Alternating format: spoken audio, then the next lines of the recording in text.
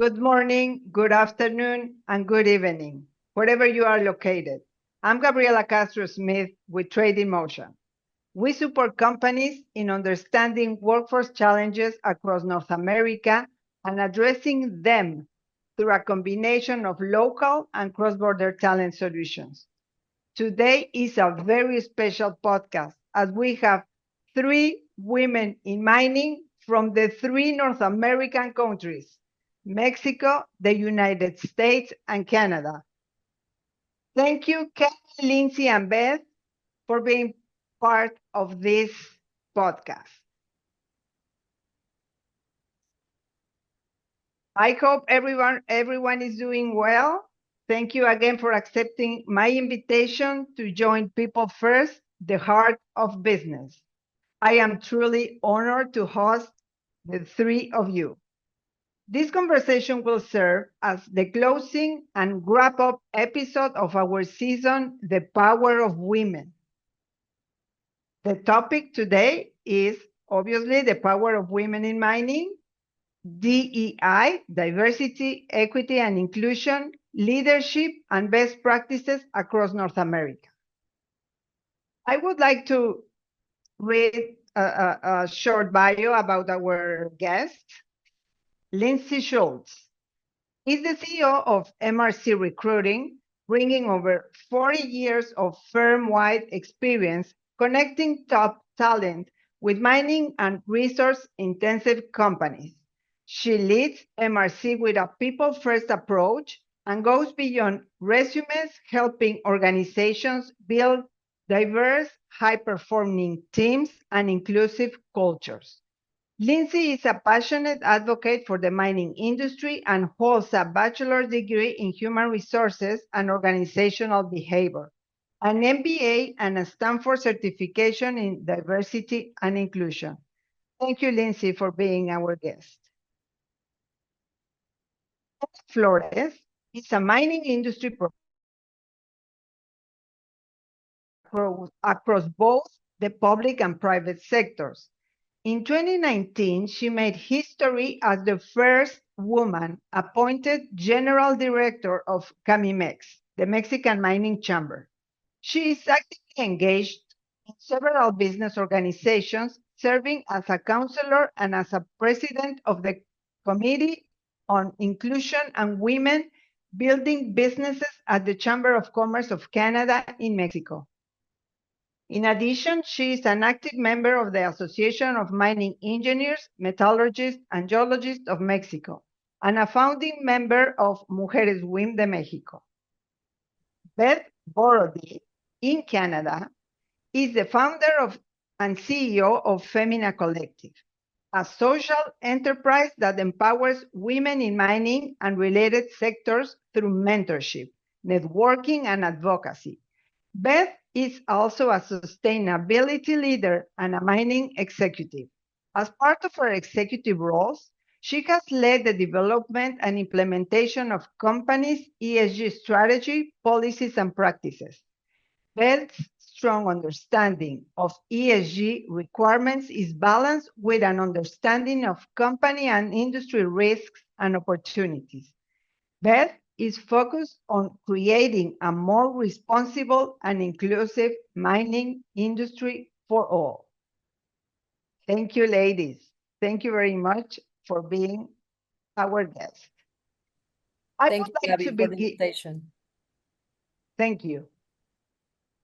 I would like to begin with some questions, and any of you can respond any of them.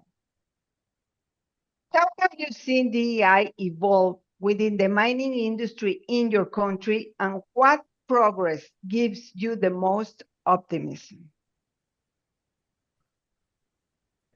I'm happy to kick off here in Canada. We're the most northern, so we can start from the top here and work our way down from the North America perspective. I think the conversation around DEI globally has gone through its own evolution in the last 18 months. Going from something that was kind of front and center and something that was being talked about as being really important in the industry to now being very shied away from, and people not wanting to speak about DEI, not wanting to use the words diversity or inclusion, or or being outright kind of criticized or having consequences against putting DEI into any of their reporting. But I don't think that that has stopped the movement behind what we are wanting to see, which is just a mining industry that is resilient, a mining industry that respects all talent and that attracts talent from everywhere and everyone. And I think one of the ways that we have really seen that in Canada is we have seen more women come into the industry. So Canada, I think, has one of the highest global percentages of women in the workforce. I think we're sitting between 14 and 17%, depending on what report you look at, which is generally higher than global expectations. But it also means that there's still a lot of room in there. And so although we often look at DEI from an employment standpoint, I think one of the things that we're really seeing here at Femina is broadening out what does it mean for women to interact with the industry. And that doesn't just mean employment. That means that women can be sitting on boards. That means that women can be participating in different events and activities related to mining. And really, it means women investing in the mining industry as well and participating at an ownership level. And so I think we are seeing the conversation move away from just being we need more women employees to we need women around the entire ecosystem of mining, and we need to see women represented at every table. And we're starting to see more of that action being taken without needing to depend on DEI quotas or the backlash, worried about the backlash of what DEI is. We're just seeing women show up more and take more ownership and take more stake at different tables around the mining industry outside of just straight employment. And I think to echo off of what Beth just said, because I feel like I'm seeing the exact same situations here. So we've seen a bit of a backslide on the, I guess, actual percentages of women in the workforce in mining over the last few years in the US. And so, statistically speaking, I think we were hovering around 14 to 16%. Now we're all the way about 12 to 14% here in the US. And so that metric is not really a wonderful statistic for us to share today. However, you know, I think that that's compounded with a whole lot of other scenarios that we're facing here domestically. I think that what I'm optimistic about is exactly what Beth said. I think that there's a lot of other avenues for women to be participating in the mining industry. And I think often those are not accounted for in the statistics that we're seeing. I also think that there's a lot of enthusiasm around creating safe and inclusive workspaces. And so again, like diverting the attention away from DEI, which I think got a bit of fatigue over the course of the last really probably 3 years because there was such a push and there was so much going into it. And we talked about it at every meeting, at every conference. And I absolutely support the DEI concept.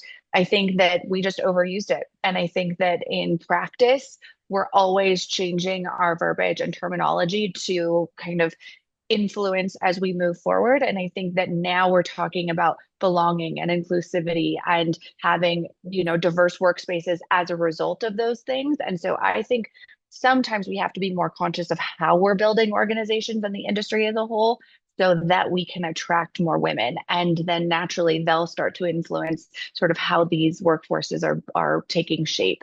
And so I guess I'm optimistic about that because so many people that I surround myself with are bright and creative and entrepreneurial women, as are the three of you here today. And so, I'm seeing them step away from mining in ways that they can go and influence it and start their own companies and really make spaces so that other women can say, hey, I can do this in all of these different ways. And so I think looking at it from just DEI isn't necessarily doing it justice. I think that we're making very different impact than we were 3 to 5 years ago. And so I'm kind of optimistic about seeing it, even though we've seen some backslide and some sort of recourse to using the old terminology DEI.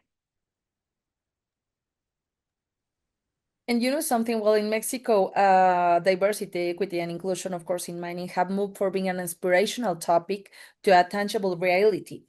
I don't know in US and in Canada, but here in Mexico in the past, we have a myth that state that a woman can not get into a mine because the mine was supposed a woman, and it was going to be jealous because the women just came into the mine. So today I'm happy to say it, and I have to say that I am really surprised because you have state that you have like to 12 to 14% in the mining workforce for women. Here in Mexico, women represent close to the 18% of the total mining workforce. And over the last 10 years, female participation has grown by approximately 85%. So it's an important growth, a huge growth for us, because when I just get in this industry in 2007, we were like 5% of women working in the mining industry. So now we are 18% of the total of the mining workforce. So this progress is especially encouraged because it reflects not only greater access to job for women in Mexico, but also a very important cultural change within companies and community. And I am referring to mining, but I think that the participation in other industries in Mexico has grown as well. But I have to say that mining it's one of the industries that registered, to my surprise, more participation of women in Mexico. And answering what gives me the most optimistic in regarding this topic is that the conversation in Mexico is no longer about whether women belong in mining or not, but about how to accelerate the growth, retention, and the leadership, to increase the leadership in the mining industry. So the participation of the women in the mining industry now in Mexico is a reality, and I think that we are growing very fast. So that makes me very happy, and of course, give me the most strong commitment to push this thing to happen faster in Mexico. Wow, it's amazing, Karen, that in Mexico the participation of women in mining is that high, It's bigger. which I don't know, maybe you can tell us what made this percentage go that high when you began working in mining, 5 or 7% to 18%. Is it associations, institutions like Women in Mining Mexico that are pushing, that are supporting, creating programs? What do you think that helped?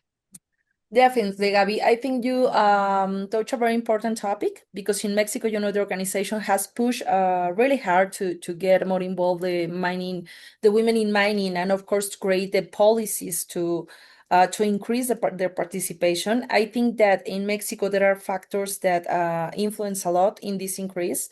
One of them is, for example, the location of the mining operations.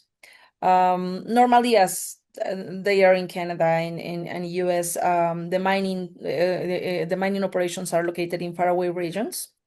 In Mexico, that the economy has faced a lot of challenges, and in these faraway regions, in some occasion, the husbands want to work outside Mexico, right, to have an opportunity, and the women that stayed in this location have to work. So when a mining company arrived, that gave a big opportunity for the women of these communities.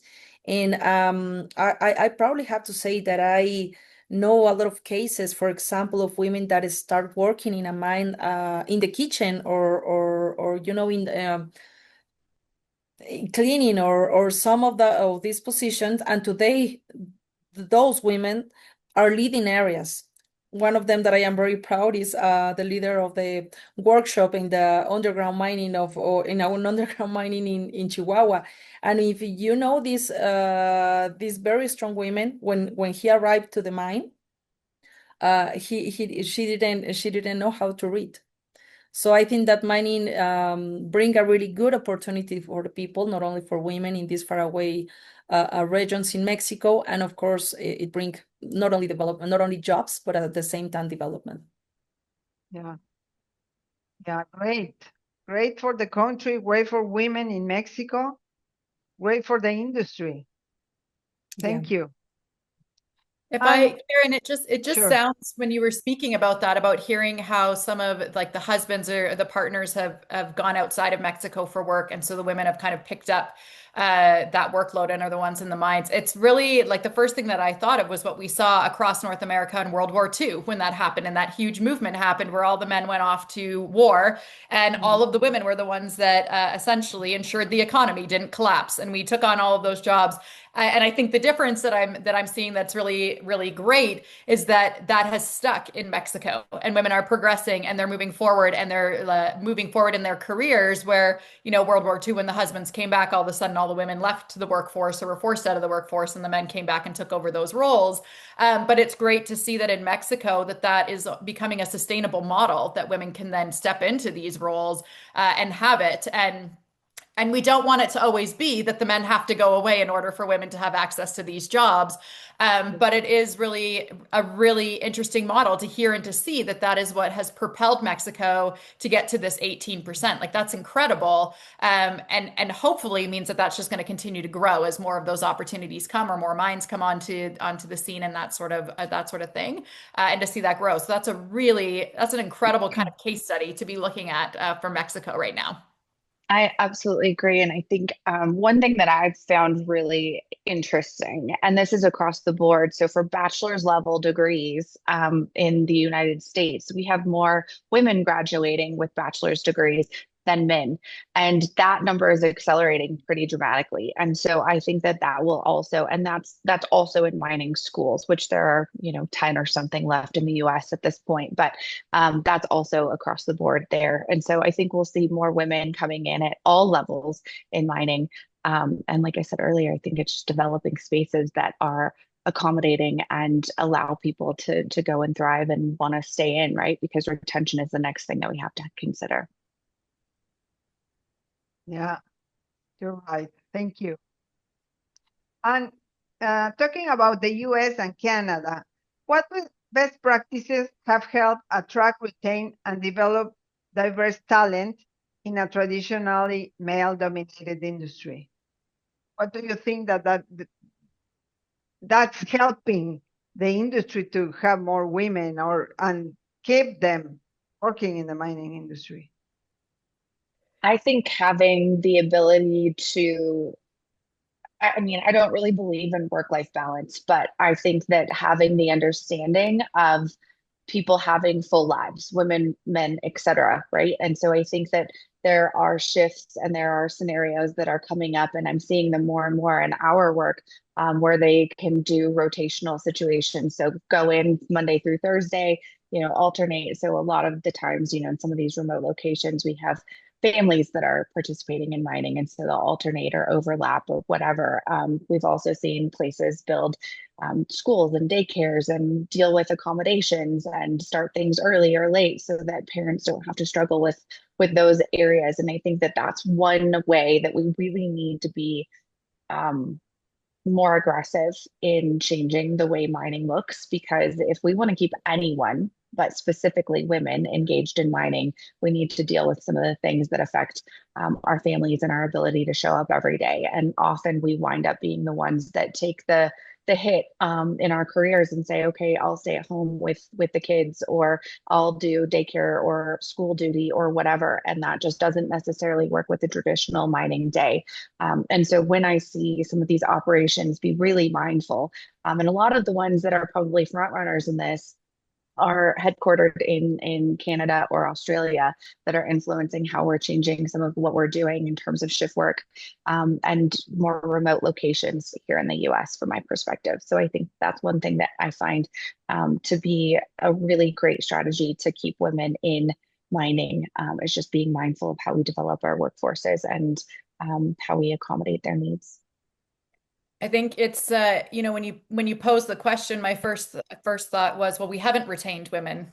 We just heard Lindsay say that the percentage has gone down in North America, and even though Canada's percentage is higher, that hasn't actually changed since the 80s. We haven't actually seen an increase in percentage of women, which means that women are leaving at the same rate as they are coming in Canada. So we aren't actually retaining them, and we are actually losing women right now. But we know there's a lot of interest. And I think that picks up right to what Lindsay was saying, is I think that companies are really starting to take that retention piece seriously now, because we, not only from the DEI perspective, but we've talked about the talent crisis for years at this point. And now we have a talent crisis coupled with an industry that's growing faster than we have seen in decades because of the demand for materials that's coming out of the ground. And so we need to get innovative and creative. Coupled on top of that, to kind of make this triangle, we now have Gen Z coming into the workforce, which is a very different working style, a very, very different set of expectations as to what they're going to accept in the workforce to us millennials, and then kind of the retiring boomers ahead of us. And so we have these generational differences on what we qualify as work, what we qualify as safe space, how we want to work, how we want to show up.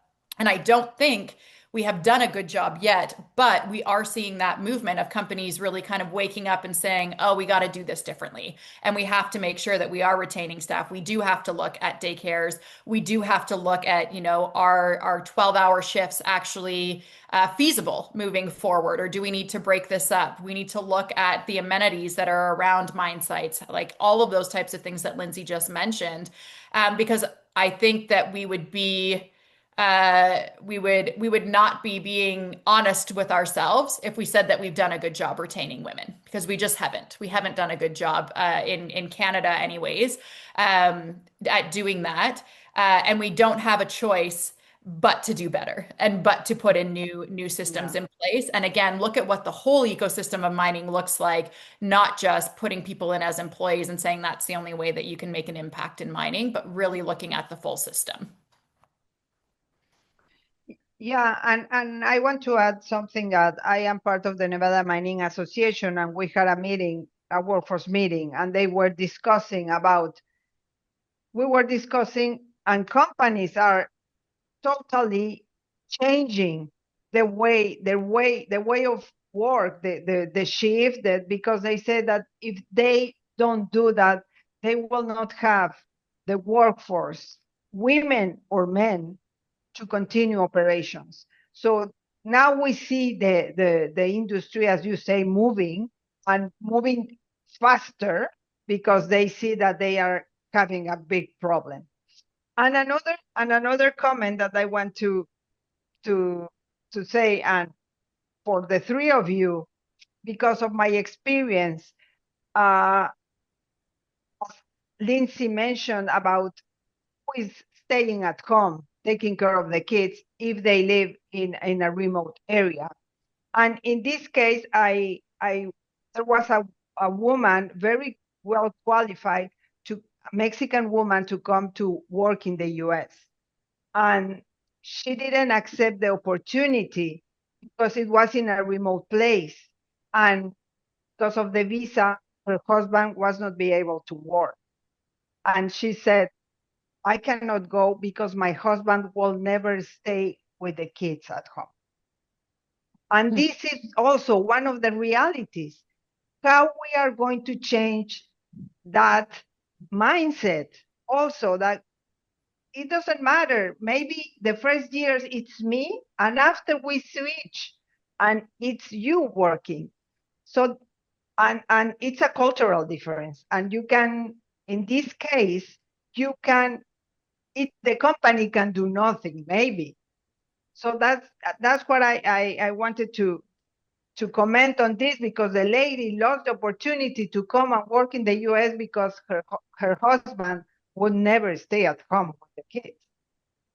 I think that between the three countries, there's such different laws and regulations around parental leave. And here in Canada, and I think there's pros and cons to that. So I'll speak just from the Canadian perspective, and then very interested to hear from Karen and Lindsay from Mexico and the US. But in Canada right now, parental leave is up to 18 months. So you have 18 months paid, you get part of your salary paid for by the government, and then your company can top it up. That is actually not equal between men and women. There's maternity leave and there's paternity leave. And paternity leave actually doesn't get the same level of benefit and doesn't get the same support for men to go and take time off with kids. And I think that really needs to change. When we talk about caregiving, when we talk about people putting their careers on hold for children, we need to give men the opportunity to be able to do that as well and be able to have the same benefits.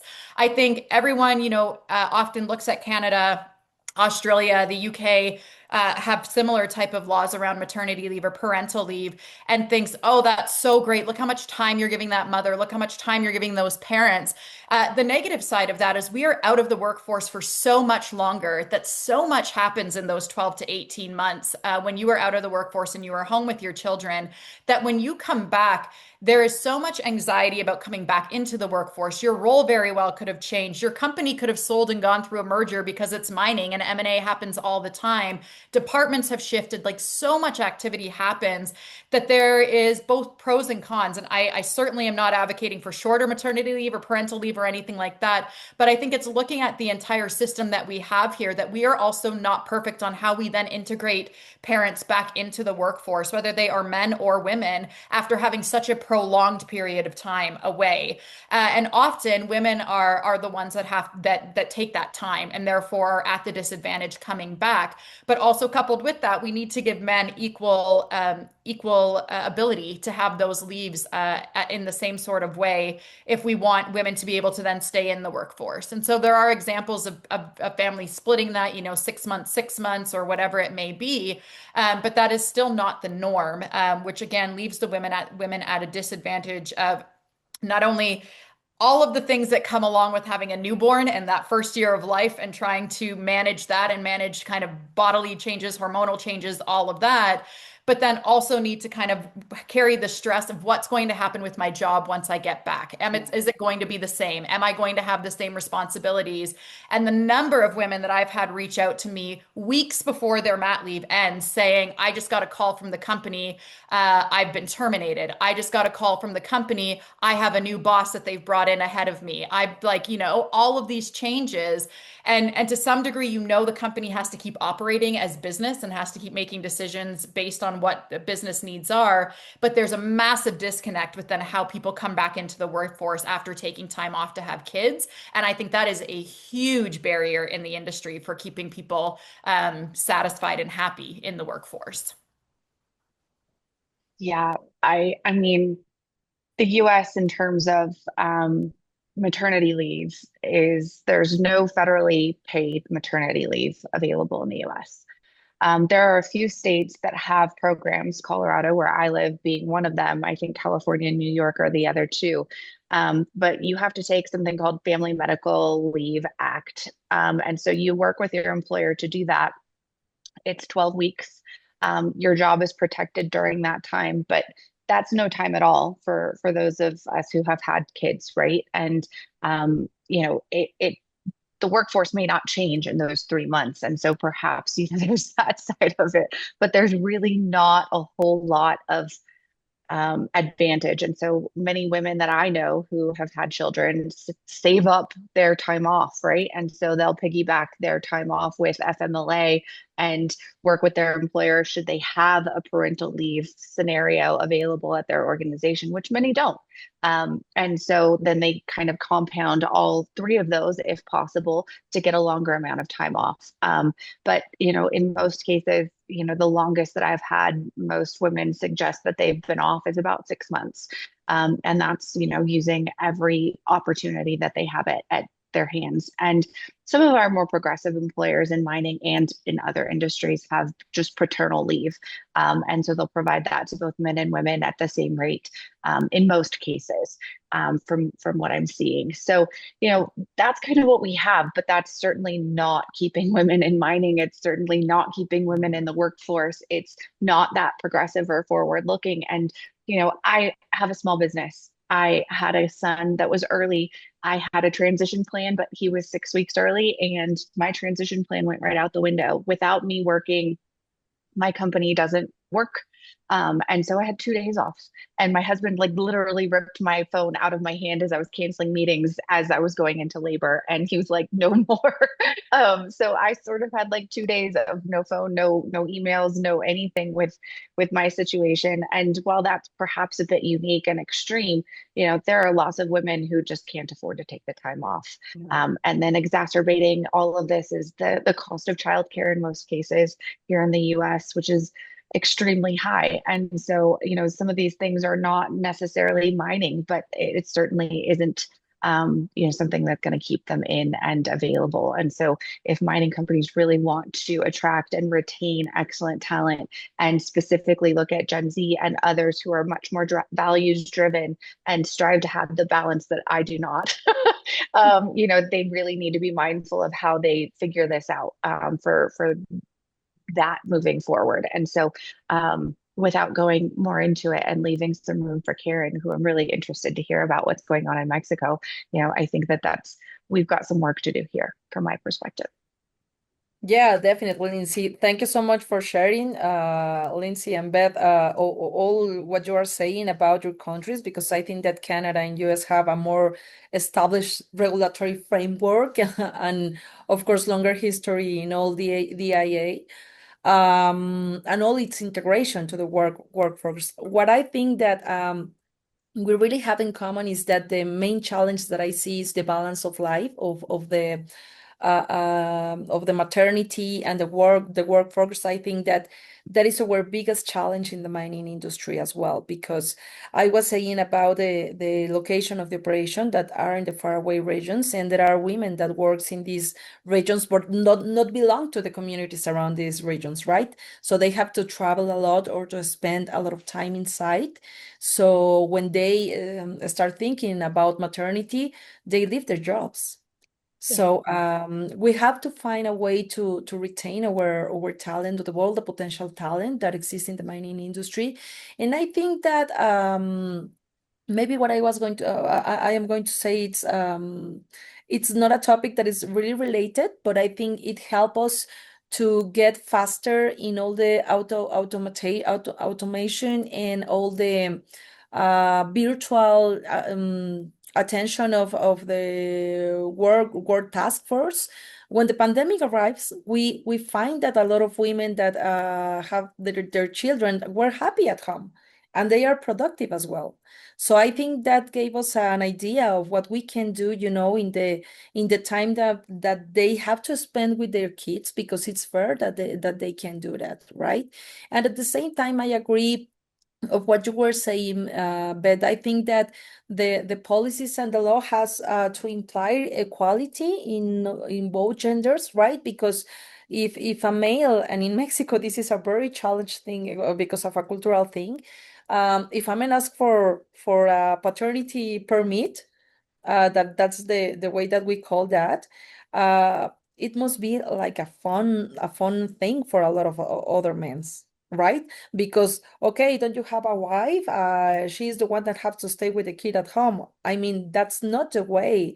They have to have all this time, because the women have to go to work and have to do another thing. So if the man is there and the father is there, as a woman you can do that, right? And in the opposite way as well. So if you have a permit here in Mexico, where a law permit for that is for 3 months, 3 months it's nothing.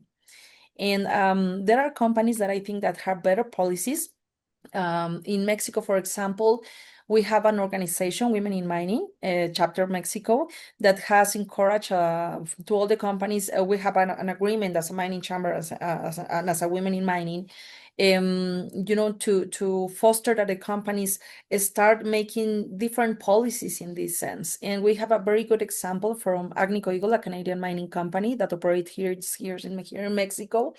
And for example, they gave a permit of 1 year, and they have like this really good shame of 3 months you have the complete salary, 6 months you have 85% of the salary, and all your benefits, and the whole year you have all your benefits. So it's your choice if you want to be like 6 months or 1 year with your kids, even if you are women or men, or if you are I don't know how to say this in English, but all the adoption parents as well. So it's your choice, and you have to implement as your style of life, and what works better for your style of life. I was pregnant 3 years ago, And, you know, I have a really big discussion, and I was very surprised because this discussion took place with a lot of CEOs and very important women's deputies here in Mexico. And I have many comments of them. One of them told me, no, you have to take the time because you are the example, and you have to take the time of maternity, and you cannot be at work. Another one say, okay, do what works better for your life. And I think that that was the best advice, because I think at the same time that you are very happy to be a mom, there are times that you have to be that you want to be, you know, like your mind in another different setting, to get back to work and what you are and what you like to do as well. So if you had the support of the father there, of all or of other people or your family, you can do that, right? So in Mexico, it's still a really big challenge, just as Gabby mentioned, in these kind of examples, that the man is not like they doesn't have this mindset that they have the same responsibilities. We are working in that sense, and it's not exclusive for the mining industry. I think it's a cultural thing for Mexico, but I think that we are advancing, not as fast as we want, but we are in that way. And thank you for sharing your experience, because I think the regional examples of your countries that have more advanced policies in this sense and a different culture in this matter would help us a lot. I think, Karen, what you just said just resonates so much with me. And what, Lindsay, the example you gave with your son, I have two kids, and both of my kids, I took less than, well, my daughter, because again, with Femina, same as Lindsay, it's your own business. If you're not there, things, you know, you got to be there. So I had 2 weeks that I kind of took off and then went back to work. And even with my son, I went back to work within less than 3 months. But that was my choice, because I really enjoy working and I really enjoy my career and I love being able to like be in the workplace. And yes, I love being a mom, but I actually find being a mom much more challenging than being my career. My career has boundaries. There's like, you know, I can predict it. I know what's going to happen. You know, parenting is it's a wild game out there for what you're going to do. And so I think you're very right that it is like also like the woman's choice and making sure that that is validated and provided. And I think to the US so many times, and Lindsay, what you shared, I've heard from other American women, right? You stack up all of your vacation, you make sure that you build it all up so you can have extra months. But that then means that you have a woman who hasn't taken vacation for 12 to 18 months and hasn't taken a day off in 12 to 18 months because they're kind of hoping to use it all at this future state and future time. And again, when we look at an industry and we look at safe workspaces and we look at how are we encouraging our employees, every workplace, every industry, if you are working age, children are going to happen like somewhere, some way, somehow in your company. It is like the circle of life. And so if we then expect people to then not take time off for anywhere to 12 to 24 months and burn themselves out and work that hard just so that they can have time off when their bodies are already stressed and already gone through this very traumatic thing, that's a problem. That's an issue. And that again is going to lead to people dropping off and people not staying in the industry, because they're exhausted and they can't do it. So I think that the whole parental leave is compounded by other factors as well that kind of feed into that, and make it something that's so natural yet still so unsupported, in a lot of ways from a systemic view. I mean, I can't agree more. And in recruitment, you know, I get asked for all kinds of interesting things in people that we're trying to hire to build these teams. And, you know, some of the best employers and some of my best clients are those that are considerate of both like the lifestyle factors as well as the person and all of their technical skills that they bring to the table. And you know, I'm going to tell two really quick stories about how this impacts everything, right? So in one case several years ago, I was working for a company. They asked me to bring, you know, whatever kind of mining engineer to the table, we'll say. And so they had a slate of candidates, maybe two men and two women. And, you know, I think it was different than that, but there was at least two women in there. And they were all relatively entry level to their career, but they were just at that point where like they were married and they were potentially going to have kids and all the rest of the stuff. And the comment at decision time was like, well, we could bring one of these individuals on and, she's great. But, what if she goes off and has kids in the next 6 to 12 months or 18 months? Like, then what? Is she going to come back? All these things. And it was a factor in the decision making. And like, we can't be biased necessarily about that, but it is biasing decision making in some cases in organizations to hire people. In another case recently, I had another client opposite end of the spectrum. He was literally like, she's fabulous. She's pregnant and admitted this during an interview, gonna do X, Y, and Z. These are her choices, but like, I'm gonna stick around because this is the person for my team. And, however that influences, she wants to come back part-time. She wants to come back 2 days a week. If she wants to come back in 6 months from now, like, that's fine, but I'm going to hold out for this person because she is the person that I need to work and grow into my company. And, so I see all ends of it. And so having this be a choice, having this be a human element of what we're doing is so important to consider. And I think the days are going away where the first instance that I shared can really be considered as heavily, right? Because we don't have the people to choose from. And so I think this pain point is going to happen where you have to pick the best person, and there may only be two. And, both of those are women. You're going to have to make some concessions because they want to go have a life and have a family. And most men also want to have that too, right? So why limit a female coming into a role because they've chosen to do that? It takes two to tango. They're not coming out of thin air necessarily. So I just find it really interesting in my practice to see these things happen and like how decisions are made and things like that behind the scenes. So just thought I would share. Thank you, ladies. We are almost at the end of our podcast. What an interesting conversation between the three of you. In many aspects, there are similar things in the three countries, but in other aspects, there's a big difference. And there are, like in the parental leave, I think that some countries have to work harder to for men to have the opportunity to have the same rights as women to be with their babies. I think that there are a lot of things, a lot of effort to do there in some countries. So to wrap up, as we close this season, focus on the power of women, what message would you like to leave with mining executives about building people first, inclusive organizations? Who wants to begin?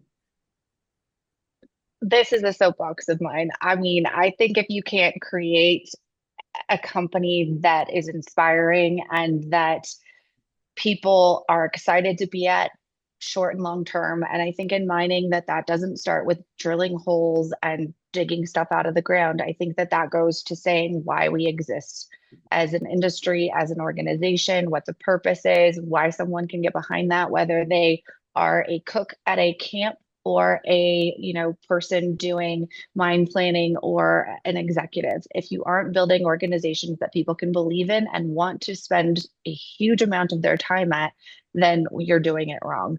And that may come at a cost in a lot of different ways. But I think, from my perspective, we call it employee value proposition. And so if you don't have a clear EVP, then you're missing the boat and you will not get Gen Z specifically to join. And you will certainly not attract people outside of the industry to invest or participate in the future. So there you go. Yes, and I think, Gabby, well, I just have to add that all mining executives, women and men, we have the responsibility to design a people first organization. I mean, the people is the most valuable asset of all the mining industry, right? So we have to recognize talent in all its diversity and create, of course, all the conditions where no matter the gender or any other else aspects can drive through their careers. All the people can drive through their careers. And in Mexico, for example, I have stated in a lot of occasions that inclusion is not a social initiative, it's a strategic imperative. And, women in mining are transforming the industry in Mexico. So we have to accelerate the presence in the leadership, because even we are the 18% of the workforce of the mining industry. If we talk about the leadership positions, we are only 5%. So we have to increase this. We have to be sure that we make all the conditions to all the people that that are working in mining have the opportunities. And well, the future of the industry depends in our availability to build inclusive, sustainable, and human, of course, human-centered in our industries and in the mining sector in Mexico. Both Karen and Lindsay have said the word that I was going to say, and it's we can talk about systems and processes and all of that all day long. If it's not human, it's not going to stick. If you don't see your people as people, it's not going to stick. And I think with everything that Karen and Lindsay have said, I absolutely agree. And then coupled with that is it takes an enormous amount of intentionality. Companies have to be intentional. We are not in a position where we can just expect that there are going to be women that come to the table. We can just expect that women are going to want to work with us. Like all of those types of things, it takes intention, and it takes being humble and being human and recognizing we may need to do things differently. But the industry, again, is moving so fast, is growing so fast, is changing so fast right now, that there's so much opportunity here. There's so much opportunity in this industry to impact it and to influence and to make a great livelihood from it and all of those things. It just takes that intentionality, being human, and really making sure that, exactly as Lindsay said, your company is living by the values that it sets out and is a place that people want to work. Thank you very much, Lindsay, Beth, and Karen, for being our guests. And let's continue supporting women in mining. Thank you very much. Have a good day. Thank you. Have a nice day. A pleasure, Lindsay and Beth and Gabby. Same. Yeah. Happy New Year, ladies. Thank you. Happy New Year.